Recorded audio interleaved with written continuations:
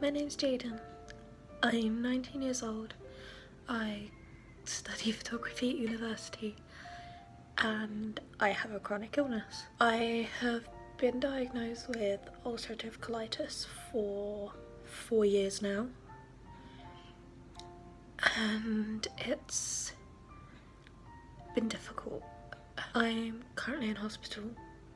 I've been here for a few days now after a severe flare-up that they initially thought was something called megacolon. Now, megacolon is when your colon, or just your intestines in general, stops moving. It stops being active and everything that you eat builds up and your colon and intestines swell. This can be life-threatening, and luckily for me, after a whole bunch of nasty horrible tests, they found that it wasn't megacolon and it's just a severe flare-up of my ulcerative colitis. I've wanted to make videos about being chronically ill and what it's like to be chronically ill and living with this illness, and being high functioning, I suppose, because not everyone I meet knows, not everyone I know knows,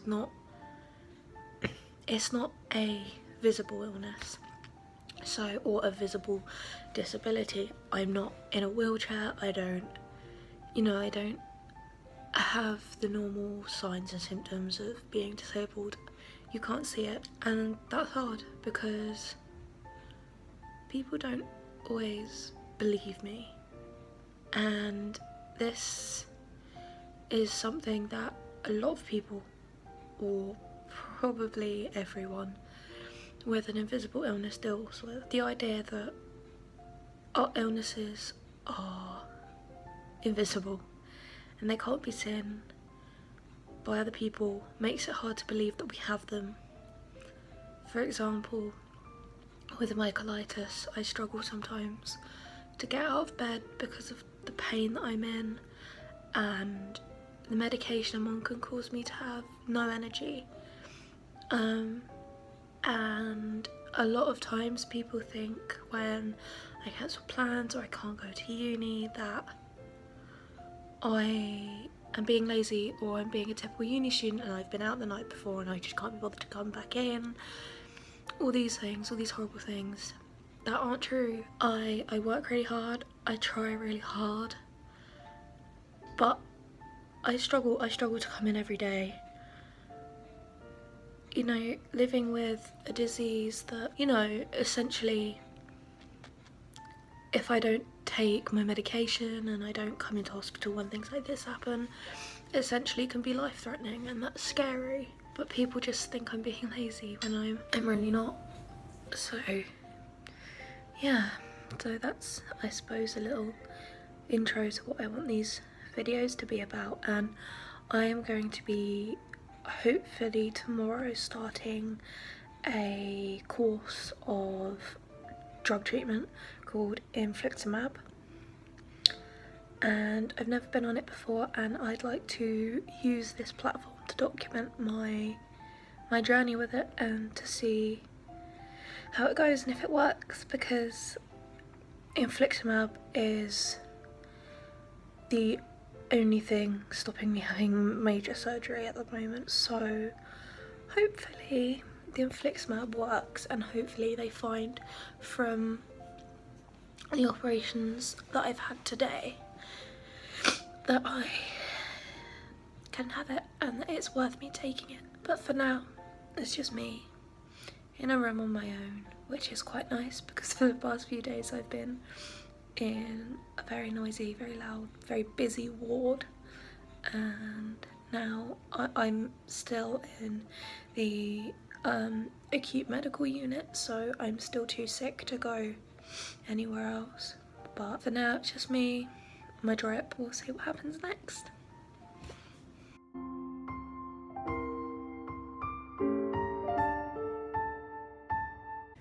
Hey guys, so it's finally morning now, and sorry, I'm just checking if the nurses are like standing outside my door. Anyway, so the infliximab that I was talking about yesterday, I will. Oh, okay, so a nurse just came in and thought I was going for a lumbar puncture, which I've had before. Don't really want that again. So yeah, so the infliximab that I was talking about yesterday, I am going on review for it. So the doctors and my consultants are gonna have a meeting tomorrow and see with my test results if it's worth me going on it. So for now, it is the 26th of January, and I am being sent home, and I'm really excited. I'm really happy to finally go home because I've been here a while. So yeah, I'll update you guys later. Hey guys, so I'm finally back at home, and I can't tell you how nice it is to be home again. Oh dear. Okay, so the surgeon who did my biopsies to find out what was going on basically told me that my ulcerative colitis has spread. So before I had 8 centimeters of ulcerative colitis, which isn't a lot when you think about how big your bowel is, but big enough to cause a lot of problems. Anyway, it's now spread to 20 centimeters in the space of a year. So that is quite rapid spread. So they're a little bit worried about that. But they are reviewing me today without me having to be there for the infliximab treatments. So I'm just waiting for them to let me know what's going on with that. So whether they think it's worth me going on it, hello tiny man, or whether they think of something else. But either way, I'm back at home. I have my tiny man back, and my boyfriend is still here looking after me, and I have my mum looking after me. So yeah, so it's currently Friday. I will hopefully be back to uni on Monday, depending on how I feel, but I'm trying to push myself to go out more and sort of just push through no matter how much it sucks. So tonight I'm going to a friend's gallery, and they are holding their gallery at the V&A, and that's really exciting in itself, but I am one of their models, so I'm gonna go and see my face in the V&A tonight, which is very exciting. Actually, so Max is currently having his haircut, and I'm staying at home to preserve my energy, and yeah, I will update you guys later. Okay, so what actually happened? So I was admitted into hospital earlier this week because I was having a severe flare-up of my ulcerative colitis. Just, it's horrible. And my cat is a meg. So I was admitted to hospital earlier this week because of my ulcerative colitis. What that entails really is severe abdominal pain, back pain, bleeding, not being able to eat because the pain in my stomach would either irritate my bowels or I would be sick from the pain. So that was going on for probably about 11 days. Now my flare-ups usually last 3 to 4 days, and they sort themselves out. I would take my medication as normal and it will clear up, and that's what my medication is meant to do. So the issue this time was it wasn't sorting itself out, and I was in so much pain. It got to the point where I couldn't go to uni, I couldn't get out of bed, I was being sick. It was really nasty, and I was scared. I was really scared. So I phoned my IBD nurse, and she took me in for some emergency tests. And once they had the results of my emergency tests had come back, I was told that I needed to be admitted into hospital because it wasn't normal and it wasn't right, and I was becoming too ill. So I went into hospital. I was in A&E for 12 hours. My lovely boyfriend Max stayed with me the entire time. No complaints, and he was just so lovely and so supportive, and I was so glad that I had him there with me. Sorry. Oh dear. So I was admitted. I had chest x-rays, I had abdo x-rays, which is abdominal x-rays, I had blood tests, I had the works, and they told me at about 8 o'clock that I was being moved to AMU, which is the acute medical ward, which is where the really sick people go, and that scared me a lot, but I held it together because I was worried about Max and I didn't want to show him how scared I was. So they moved me to AMU. I was put on a lovely ward with lovely nurses. Everyone was so kind to me. I was the youngest in the entire ward. I was the youngest patient that one of my nurses had ever had, which wasn't nice for me, actually. I felt like I shouldn't have been there. I felt like, you know, my problems weren't as bad as all these other people who were there, but obviously they were, because otherwise I wouldn't have been put on that ward, and it was just really difficult and hard for me because I've never seen myself as the sick kid, and that seems silly because I've always been the sick kid. I've always had something wrong, and you know that there's nothing wrong with that.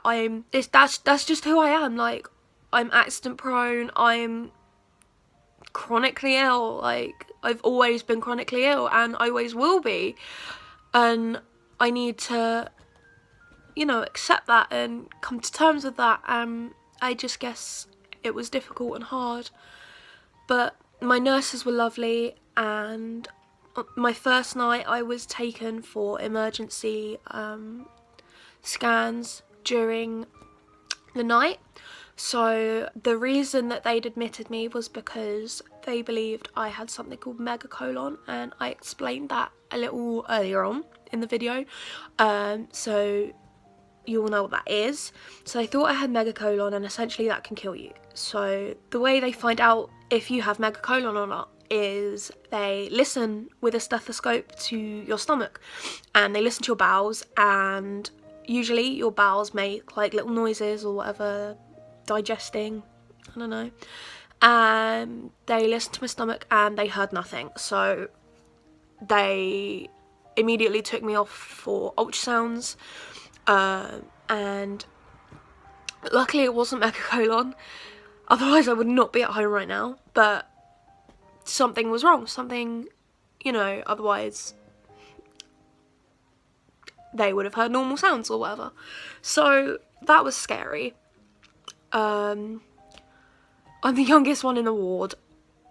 I've never been hospitalised, or I haven't been hospitalised since my diagnosis, which was 4 years ago. So I'm terrified, I'm missing uni, I'm getting stressed about it, I have anxiety as it is, you know, it wasn't a good time. So my second night was okay. They were just keeping me on, but like, as I said earlier, like I hadn't been eating because it was making me sick, so I wasn't taking my meds, so I was having everything through an IV. I was having my water through an IV, my food through a tube, and it wasn't nice. It wasn't fun, but I quickly my OBS picked up. I was allowed to, you know, I was allowed to walk around. I had to have injections in my stomach because I wasn't allowed to move, so they had to give me blood thinners so that I wouldn't get blood clots. I was wheeled around in a wheelchair everywhere. It was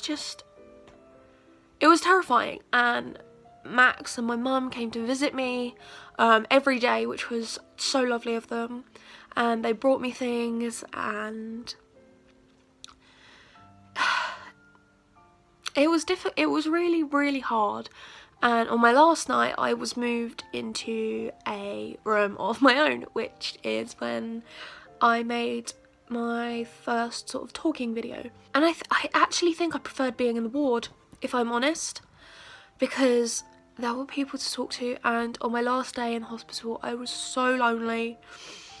I was so bored, because when I was in my bay, there was a lovely, lovely old lady next to me who was telling the nurses that she was lonely. So when I was allowed to, I would go and sit in the chair next to her bed, and I talked to her and became really good friends with her, and she was so lovely. And then I got moved and I missed her, and you know, everyone in my ward like waved goodbye to me when I was wheeled away, and it was sad. I also had a procedure called a sigmoidoscopy, and they took 12 biopsies from my bowel.